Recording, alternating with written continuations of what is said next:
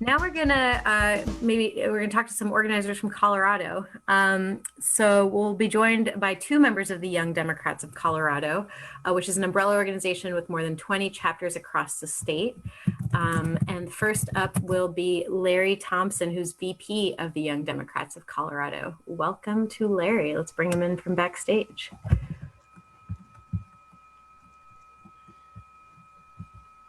And I just got to say before Larry starts, like I have never had as good of a Zoom profile picture as Larry. You know, like I just got to be honest, when that flashed up on the screen, I'm like, you know what? That's not fair. You know, how are you doing today?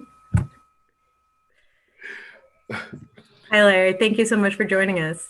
Oh, hello. I didn't know I was unmuted. I thought I was like kind of like in another back room part two. But thank you all for having me. I'm happy to be here. How are you all doing today? We're doing good. We're finding, power in music today, and power in action, and supporting candidates to flip the Senate, the state legislature, and Colorado being such an important part of that. So I understand that you're leading the Young Democrats of Colorado's work on down-ballot candidates. So you'd want to maybe share a bit about that and who you're supporting? Yes. We can jump right into it. Things such as the district attorney, is something, one of the most valuable ones that really holds a lot of keys to things that's happening right now, especially for a lot of us that are on the front line pushing work in the community, doing community work for the Elijah McClain situation, right? So what we've learned in that alone, that the district attorney holds so much power of authority, of conviction. So we need to start focusing on these races now, moving forward, instead of just letting it be, right?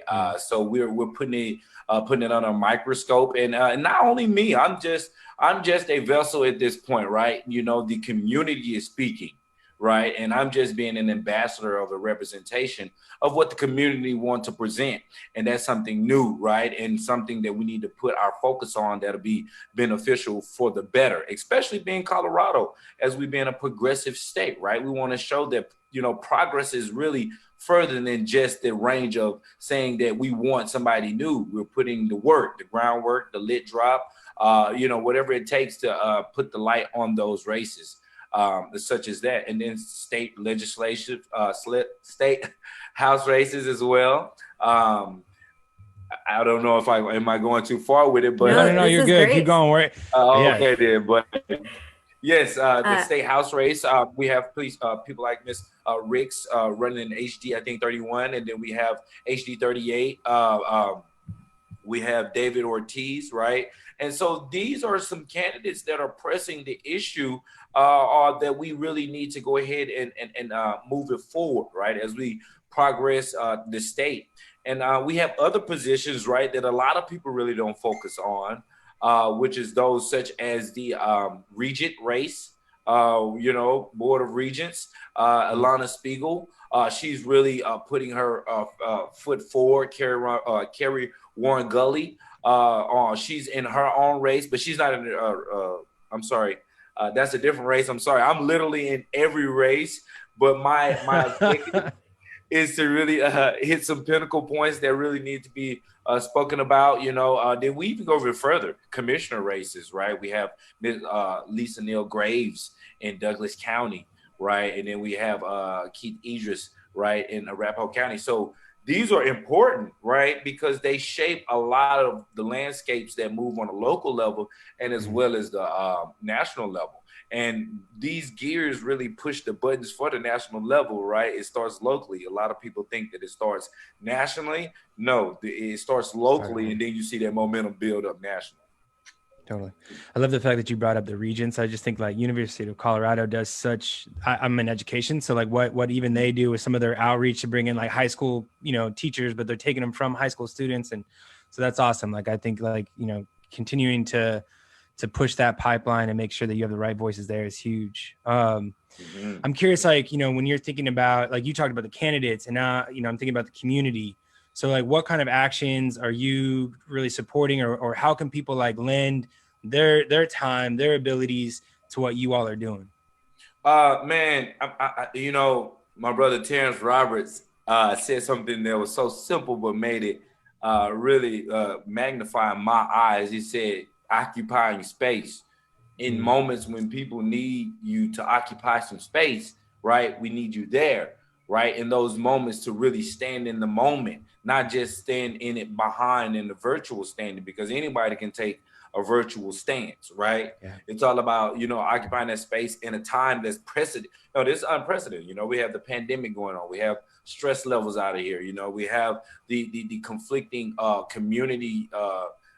We can definitely say disgruntlement with, authority, right? It's going on right now. So being with the community is showing that you're on the side of the community in these moments, occupying space, representing your stance with us, right? So, and for me right now, I'm currently out a mix at the current moment, but moving forward, that's what I have begun off of. I never jumped to the limelight to do it. I've always occupied the space behind the closed doors because I felt like in those moments, it wasn't my time to occupy the space loudly, right? I have my space and time, right? Like right now, I don't have to have it out in front of the protesters. You have other people who need that time, and that's my job. And that's what the community is for, right? Occupying that space, wondering what's next for you. Because sometimes people are on different pages. You got to understand what's next for one person, like me saying that, hey, I'm running for president in 2028. That may not be on your agenda, right? That could be a different agenda for you. You could be, hey, I'm about to register to vote for the very first time in my life, right? Understanding what's next for you and finding the resources that can help you along for your next to get you to your next is essential. So that's what people like me and other people out there that are really fighting and really trying to get the message out there for the importance of voting.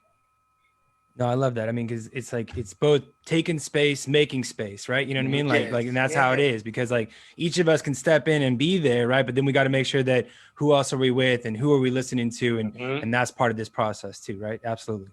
That is truth. Very true. Thank you.